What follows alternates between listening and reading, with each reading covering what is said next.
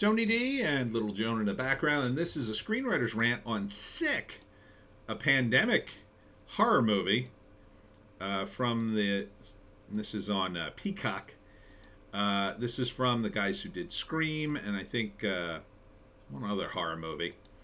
So yeah, I think it's got some potential. Smash like and subscribe. Thank you for smash liking and subscribing. Check out my books. Links in the description. Comedy horror in South Jersey. It's the Pineys. Books 1 through 10 available at Amazon.com. Don't forget Kindle Unlimited is free. So this is a pandemic era movie. A couple of girls go to, I don't know, they're watching somebody's house or something to get away for the pandemic. One of their boyfriends shows up and they decide, oh, he could stay.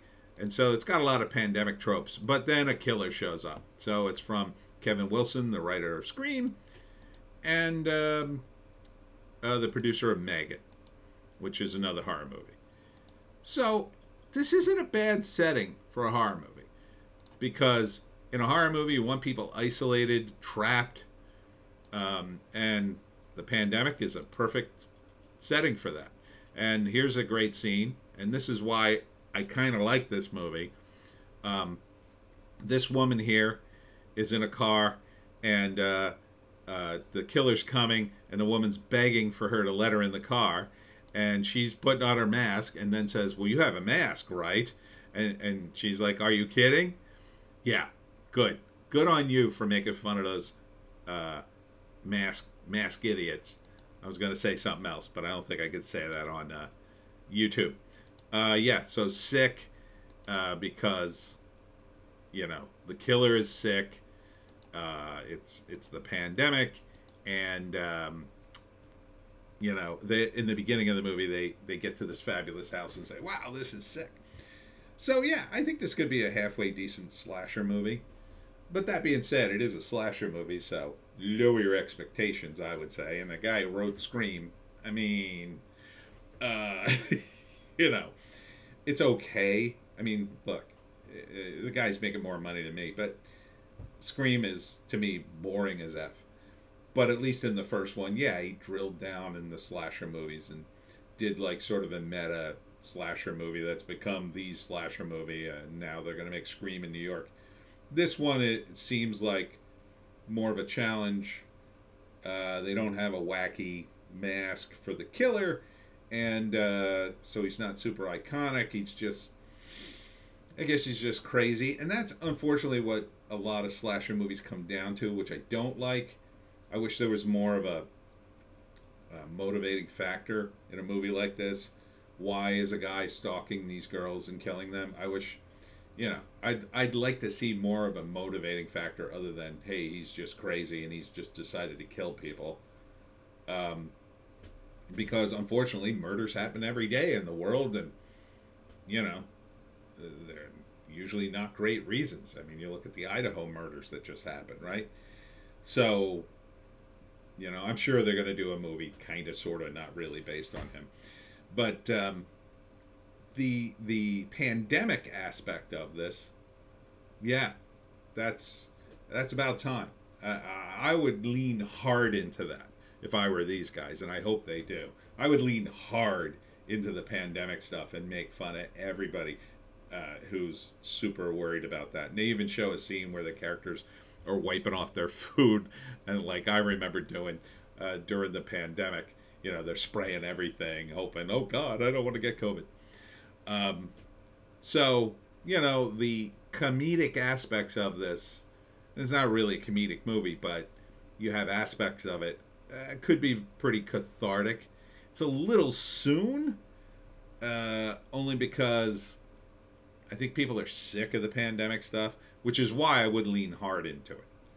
You know, I would lean into it so badly, like the guy, I'd have the murderer killing guys, people with masks on, and, you know, pushing people around on that a lot harder in the trailer and in the movie. I don't know how much leeway they got, though. You know, it's Hollywood, it's Peacock. I don't think they're going to go too hard into that. And that's why I'm not super stoked to see it or anything. Not that I would. It's on Peacock. But, I mean, it's not a bad idea. So first act, the girls are dealing with the stupid pandemic. They're doing social distancing. They're arguing over masks. Somehow they get a chance to crash out in this pad. It's great. They go out there. Still in the first act, the boyfriend shows up, and it's all good. You know, I don't know, he makes up with the girl he's into, and now he's going to stay, and they're going to have a good time. But there's a stalker, a crazy guy who showed up. No one sees him, and then it becomes a game of cat and mouse. He stalks everybody. I guess he probably eventually kills at least one of them. Probably kills the guy first, I'm guessing. And then the rest of the movie are the two girls running away, with this girl being, I think, the last survivor. The other girl probably getting killed sometime in the second act.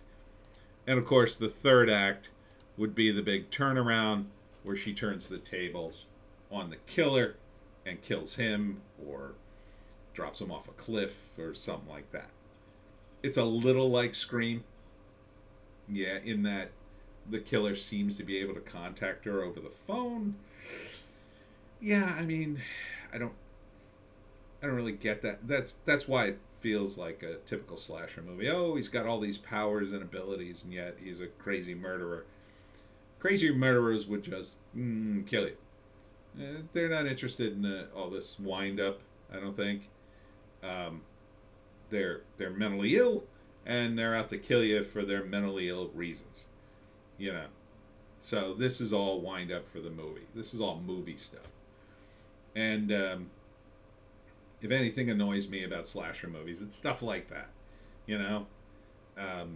But Hollywood is too politically correct to portray people with mental issues the way they should be portrayed, I think. A lot of times, at least one that had gotten to the point where, I'm going to murder people. Yeah, they're pretty out there. Pretty out there, I would say.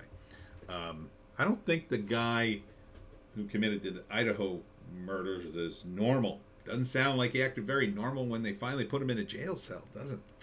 So, anyhow, will this be good? Would I see it? Well, I don't have Peacock, so I'm probably not going to see it. If I did have Peacock, I would watch it for free. Like if I had a free stream of Peacock or a trial or something, I might watch it. I'm not like super down to like hunt it down and see it, but I'd probably watch it. It's not totally out of my wheelhouse. Generally, I don't like slashers though, but this one doesn't seem too bloody. There's not a lot of people in it. They're not showing a lot of blood, so I'd be okay with it, mainly because I want to see how they send up the pandemic. So I'm more interested in that than the actual plot of the movie and people being murdered. So, but that being said, it might be okay.